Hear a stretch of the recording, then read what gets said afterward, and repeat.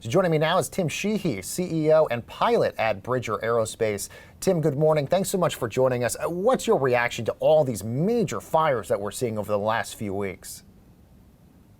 Good morning. Thanks for having me. It's the new normal.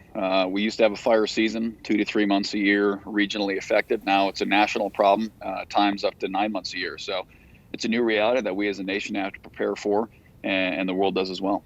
And so how do firefighters prepare for this, given the fact that if this is the new normal and the expectation is that this is potentially going to get worse? And by the way, we just now entered fire season. We were doing this in July when it's not traditionally fire season.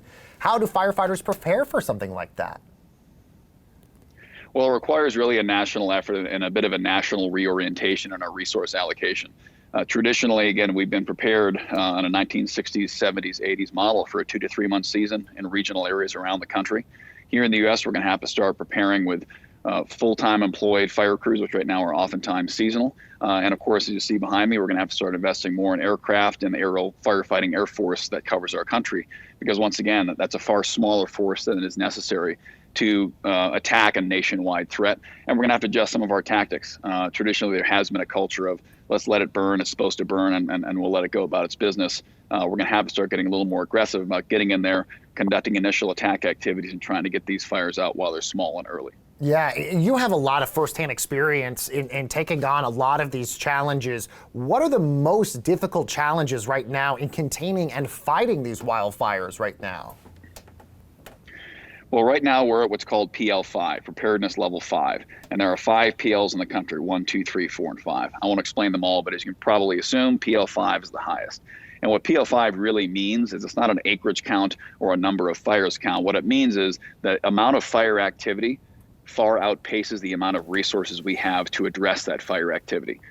So there's a big gap in the amount of people, fire trucks, fire engines, airplanes, helicopters we have to attack these fires.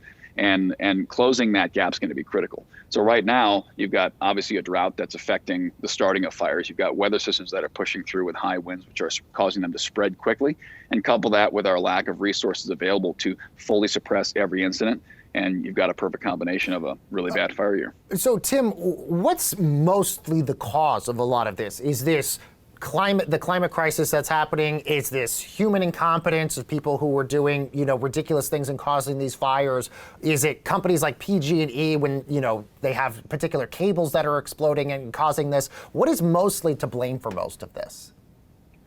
The reality is most wildfires in the West are caused by lightning. I think the media reporting, obviously, when they're man-made or it's a gender reveal party like last year or it's fireworks, that makes for a little bit of a better story. So those fires get a lot of attention. And of course, you've got the urban wildland interface where structures and cities meet the wilderness. That's happening more and more often now as states like California, these western states, we're growing. And communities are being built in places they haven't been built before. That means people are where they haven't been before. So, people are having barbecues and backyard garden parties, and they're driving their trailers through the wilderness, and trailer chain sparks. Those activities are causing fires at that wildland human interface. And that's causing a lot more fires, but still the majority of our fires here are caused by lightning strikes.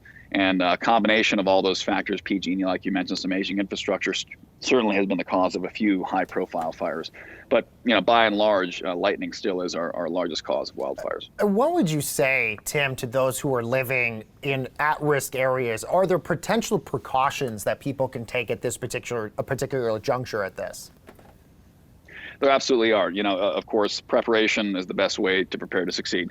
So being ready with an evacuation plan, having your bags packed, having your critical items already ready to go so you're not spending an extra 2 hours running through your house getting what you need, understanding what your evacuation routes can be depending on what direction the fire is coming from, and just keeping your head about you and keeping your pulse on the news. We're actually developing an app for our aerial firefighting company that can push out to consumers to help people get notified when a fire is nearby them, how fast it's moving, where it's going, and allow them to pull up real-time maps for it. So I think being aware and understanding what's happening around you and having that plan to be able to pack your bags and get out of there quickly and having a place to go is the best way, because you're not going to be able to fight the fire yourself.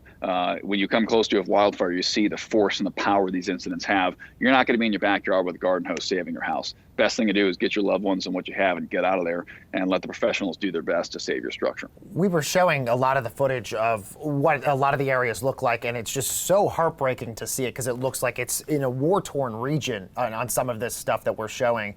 What's it like being on the ground at stuff like this? How do firefighters feel when they're working a bajillion hours to put this stuff out? What's it like working on these things? Well, it's really hard work. No question about it. You can see it on their faces how dirty they are, the long hours they're working.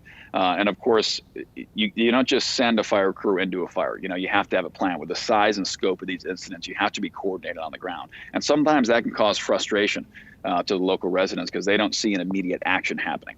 They want to see, like a structure fire, they want to see the fire engine blow by and start putting water on the fire right away. And with these large wildfire incidents, with the terrain, with how fast they can change direction and move, many people may remember the tragic incident in Arizona in 2013 when that entire hotshot crew was unfortunately consumed by a wildfire that abruptly changed directions. They have to come up with a plan and understand the topography and how that fire, the fire behavior, as we call it, is acting before they're going to commit people to a very hazardous situation. So it's tiring, requires a lot of coordination. Of course, you have air assets up above you and coordinating with those as well. It's definitely a delicate dance, and it's a complicated scenario to respond to a wildland fire incident.